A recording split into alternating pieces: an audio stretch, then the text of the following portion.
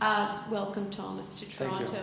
You mentioned a couple of times to talk about the culture in your restaurants, and I wondered if you could tell us a bit more about that, describe that culture and how you instill that culture in the people that work with you.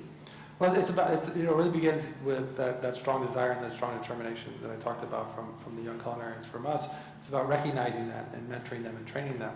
It's really about creating respect, not only respect for yourself, but respect for your colleague.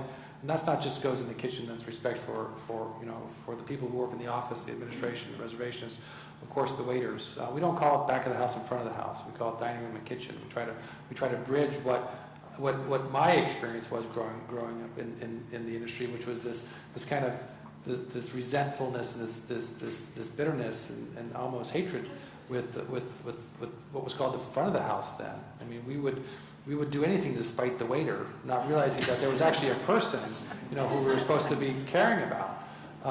We try to break down all of that. We try to create those relationships and bonds between all of the entire team, because it's that team that's so important. We try to instill the courage in the young staff, whether they're culinarians or whether they're in the dining room or whether they're in the office, to have a voice, to be able to say something, to have an impact.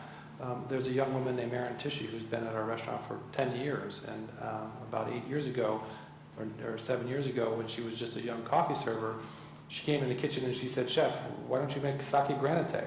And I'm thinking, this is wonderful. Here's a young woman who has nothing to do with the culinary, but has the courage to come up to me. She has an idea. I don't know where the idea came from, to make sake granite. And so we developed a recipe for sake granite, and that was Erin Tishy. Allowing people to evolve, allowing people to have an impact, allowing people to have a voice, allowing people to take ownership is a big part of our culture.